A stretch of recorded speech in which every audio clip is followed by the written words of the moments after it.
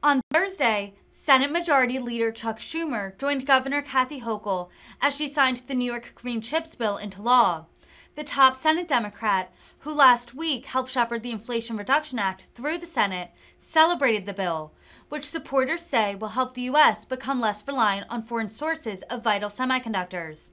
The top goal of the Green Chips legislation is to incentivize chip manufacturing in the Empire State through tax incentives.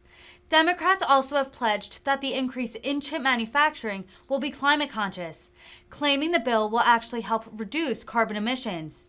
Democrats have made an increase in domestic chip production a centerpiece of their policies, with the Chips and Science Act, passed with bipartisan support federally, signed into law by President Biden on Tuesday.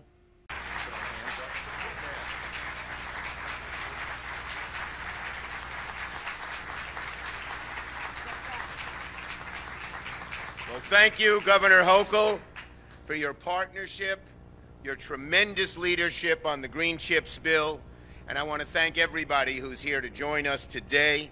Now, today is a perfect example of how our teamwork at the federal and state levels works seamlessly to create the ultimate 1-2 punch that culminates in upstate New York landing a knockout punch with thousands and thousands of good-paying jobs in upstate New York.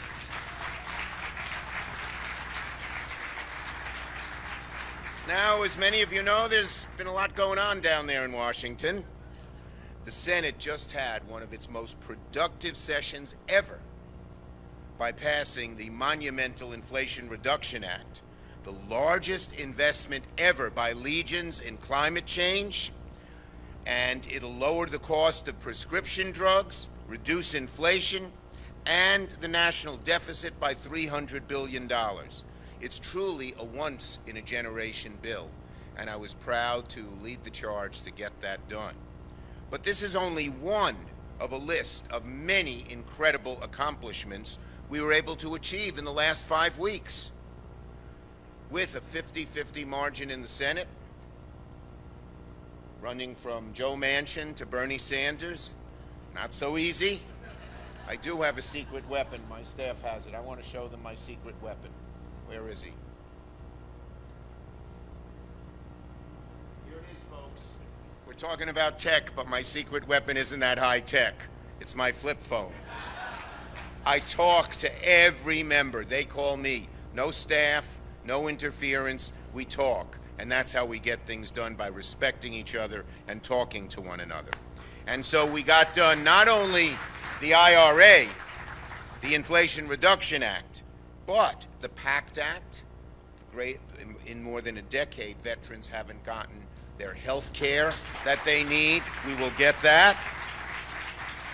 Ukraine aid, and for the first time in 30 years, bipartisan gun legislation. I wrote the Brady Law and assault weapon ban when I was in the House.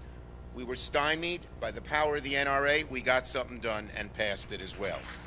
But we're here today to talk about what is so dear and near to my heart. The Chips and Science bill getting signed into law this week by President Biden. And it was an amazing thing. Now, we used to call it Endless Frontiers. I like that name.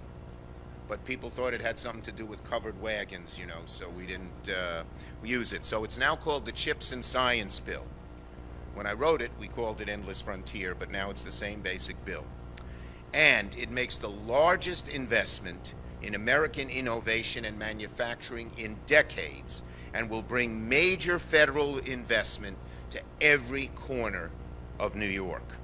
That's especially true for the $50 billion plus in federal incentives that will act as a lightning rod to start making semiconductor chips, not only here in America, but in upstate New York and not overseas. They will be made here in America with American labor, union labor. It will really be a dramatic change for us. Because I wrote this bill with upstate New York in mind. Because if New York is to maintain and America is to maintain its economic preeminence, we should be making semiconductors in Syracuse, not Shanghai.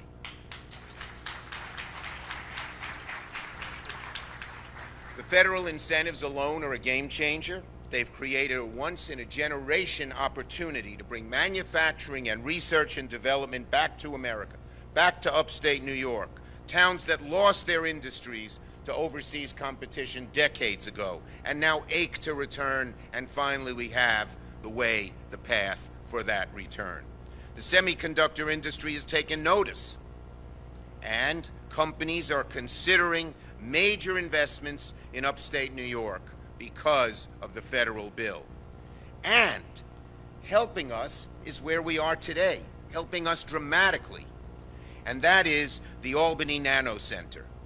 It's primed to be the hub, not just in the nation, but in the world of advanced semiconductor R&D, semiconductor technology. And companies that are manufacturing and perfecting the process want to be near this hub. There's going to be one in America. The majority leader of New York wants it here in Albany. What do you think's going to happen, everybody?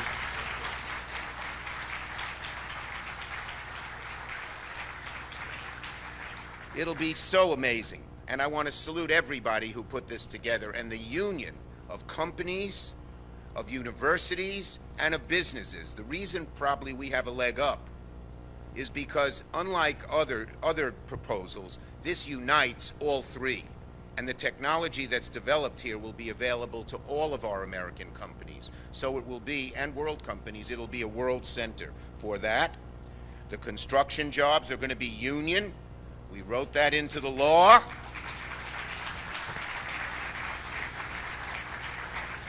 And let me just say, there is nowhere better suited in the nation to land this hub here. I'm not stopping there.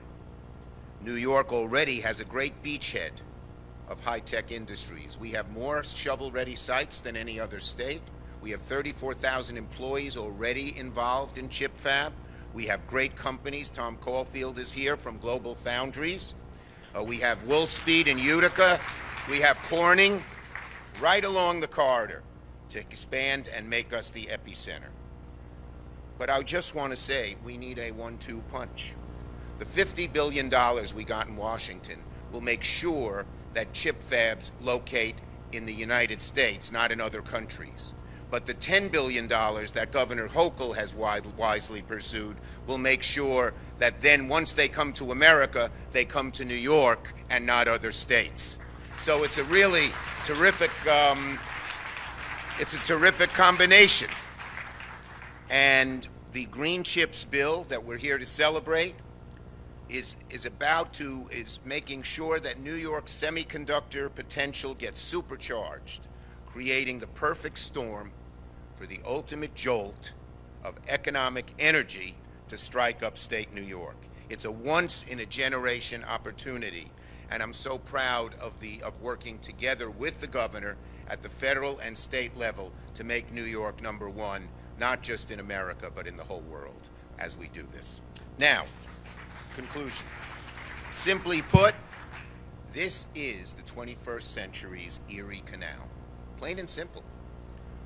Only rather than locks and link water, this canal will be linking brains and brawn and advanced automation in an interconnected web of semiconductor manufacturing and research and development and associated supply chains. We have the ample productive workforce. We have the rich community of advanced research universities. We have the affordable and clean power and water. And we have partners in the federal and state government ready to propel us forward.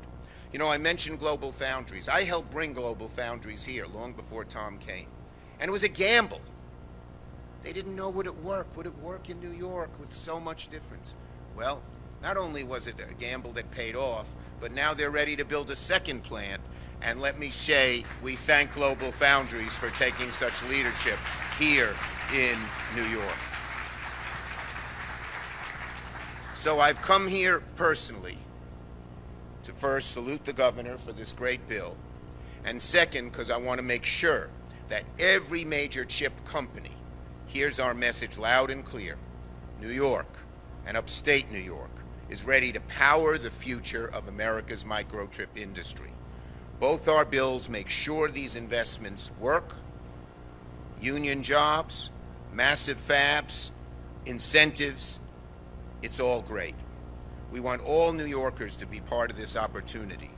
Like I said, because of our work, the future of chip manufacturing will be in Syracuse, not Shanghai, Batavia, not Beijing, the capital region, not China. Isn't that a great thing for all of us?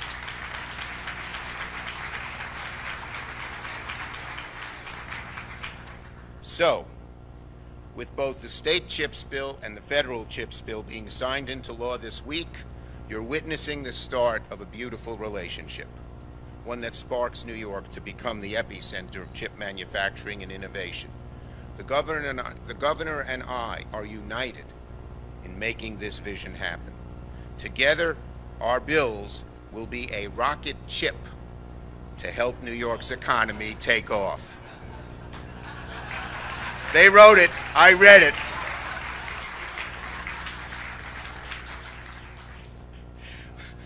I do laugh at my own jokes more than anybody else does. Working together, these synergies, in addition to our New York State world-class workforce, our research institutions, uniquely place New York at the top of the pack. And to all the chip companies out there watching, many of whom I just saw at the White House, I say, it's time to make New York and upstate New York the nation's launching pad for future chip manufacturing. Together, let's get it done. Thank you, everybody. It's a great day, a turning point day for New York.